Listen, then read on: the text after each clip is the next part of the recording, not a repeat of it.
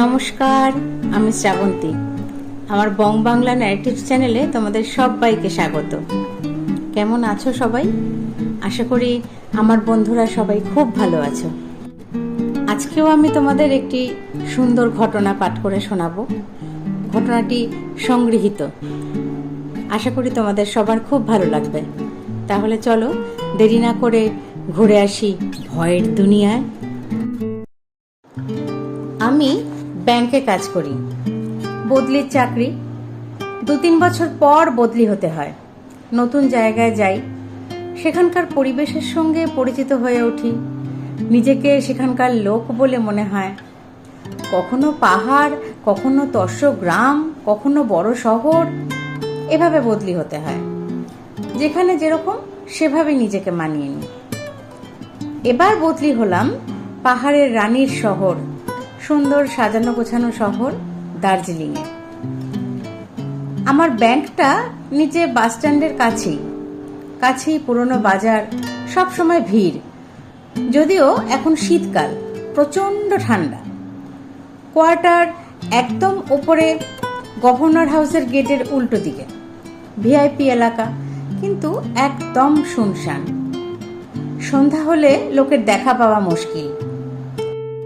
আমি সকাল থেকে সন্ধে পর্যন্ত অফিস করি। অফিস করে আমার আর কিছু করার নেই। স্টাফরাও যে যার মতো চলে যায়। এখানে আমি আর কাউকেও চিনি না। ঠান্ডায় রাস্তায় ঘোরাঘুরি করাও সম্ভব নয়। বাড়ি চলে গেলে আর কিছুই করার থাকে না। তাই আমি ঠিক করলাম সন্ধ্যার সময় কোনো রেস্টুরেন্টে গিয়ে বসে চা খেয়ে গান শুনে সময় কাটাবো। সেই মতো ম্যালের একটা নতুন রেস্টুরেন্টে গিয়ে চা আর কিছু স্ন্যাক্স অর্ডার দিয়ে বসে গান শোনা শুরু করলাম। শীতকাল বলে তেমন ভিড় নেই। যেহেতু মদ খাওয়া অ্যালাউ নয়, সেই জন্যই ভিড় আরো কম। সাধারণত স্টুডেন্টরাই এখানকার কাস্টমার। তাও ছেলেদের থেকে মেয়েরাই বেশি আসে। আমি রাস্তার পাশে এক কোণে বসে গান শুনি আর চা খাই। কদিন থেকে লক্ষ্য করছি আমার উল্টো দিকের টেবিলে একটা মেয়ে একলা এসে বসে থাকে চুপচাপ। সাধারণত ছেলেমেয়েরা দল বেঁধে বা জোড়ায় জোড়ায় আসে। এই মেয়েটা একা কেন? তাও কোনো কথা বলে না, চুপচাপ বসে থাকে। কদিন পরে লক্ষ্য করি মেয়েটিও আমাকে লক্ষ্য করে, কিন্তু কিছু বলে না। এরকম কদিন দেখার পর আমি একদিন মেয়েটার কাছে গিয়ে উল্টো দিকের চেয়ার দেখিয়ে বললাম, আমি এখানে বসতে পারি? মেয়েটি একটু মুচকি হেসে বলল, বসুন। মেয়েটিকে দেখতে বেশ সুন্দর, ভারী মিষ্টি গলার আওয়াজ। খালি পোশাকটা একটু পুরনো ধরনের। 50 দশকের মেয়েরা যেরকম ধরনের পোশাক পরতো, সোয়েটার টুপি ব্যবহার করত, সেই রকম একটু পুরনো ধাঁচের পোশাক। মেয়েটির সঙ্গে বসে কিছুক্ষণ সময় কেটে গেল। মেয়েটা কোনো কথাই বলল না। আমি বাধ্য হয়ে পরিচয় করার চেষ্টা করলাম। খুব কম কয়েকটা উত্তর দিল। চা অফার করলাম, না করলো না। বলল নেপালে তার বাবার জমিদারি আছে। এখানে একটা ফ্ল্যাট নিয়ে সে একাই থাকে। মাঝে মাঝে ওর মা এসে থাকে। সেদিন এইটুকুই কথা হলো। তারপর দিন আবার দেখা হলো, একসঙ্গে চা খেলাম। এভাবে আমরা রোজ সন্ধেবেলায় একসঙ্গে বসে চা খাই, গল্প করি। তবে 8টা বাজলেই সে উঠে চলে যায়। তাকে আর বাইরে দেখা যায় না। ছুটির দিনে তাকে আসতে বললে সে আসতে রাজি হয় না। তার নাম জিজ্ঞাসা করলে সে বলল সুষমা প্রধান। এভাবে আমাদের সময় কেটে যায়। আমাদের মধ্যে ভালো বন্ধুত্ব গড়ে ওঠে। কোনো কারণে সে না আসলে আমার মন খারাপ হয়ে যায়। তার মনের কথা অবশ্য জানতে পারি না। আমাদের অফিসে অনেক রকম লোক আসে। তার মধ্যে একজন ভোলা গুরুং বলে কন্ট্রাক্টর আসে। সে একদিন আমাকে তার বাড়িতে নিমন্ত্রণ করে। ঠিকানা যেখানে দেয় সেই দিকেই সেই মেয়েটিও থাকে। তো আমি সেই গুরুং বাবুর বাড়িতে যাই, খাই দাই, গল্প করি। তবে একটা জিনিস আমি লক্ষ্য করি, তার বাড়ির একদিকের অনেকগুলো পুরনো ঘর তালা বন্ধ করে রাখা আছে। ভাবি, দার্জিলিংয়ের এইরকম একটি এলাকায় একটা বাড়ির এই অংশ এভাবে পড়ে আছে কেন?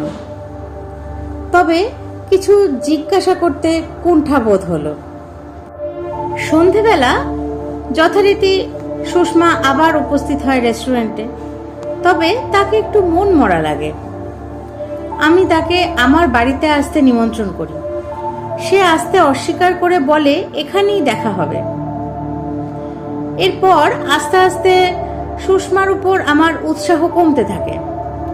এর ভিতর রিমা বলে একজন বাঙালি মহিলার সঙ্গে আমার পরিচয় হয়। উনি জেলার সোশ্যাল ওয়েলফেয়ার অফিসার।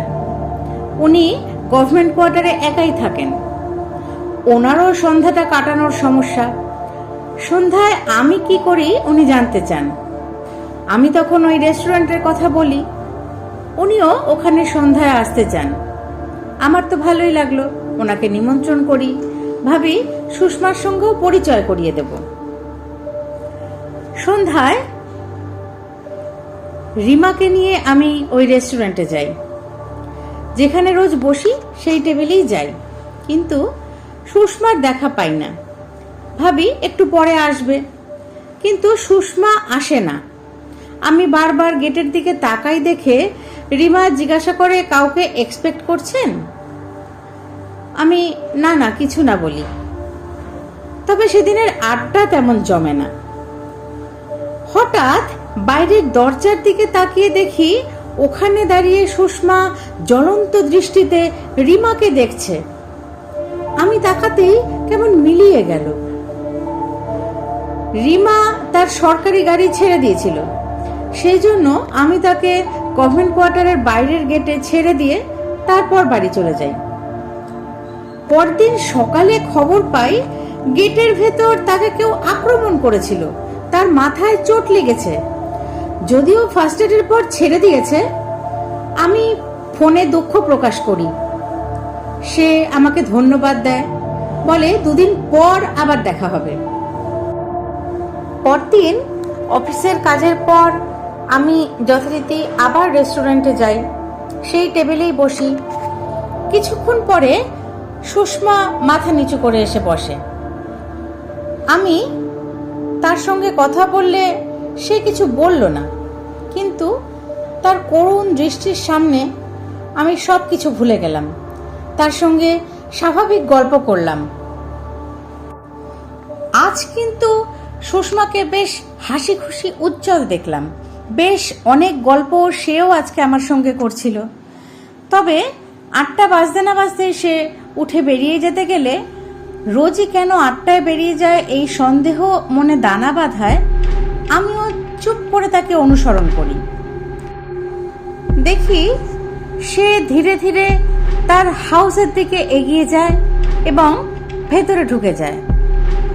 অবাক হয়ে লক্ষ্য করি সে তার হাউসের অর্থাৎ মিস্টার গুরুংয়ের সেই ভাঙা বাড়ির যে দিকটা বন্ধ করে থাকে সেই দিকে গিয়ে হঠাৎ মিলিয়ে গেল।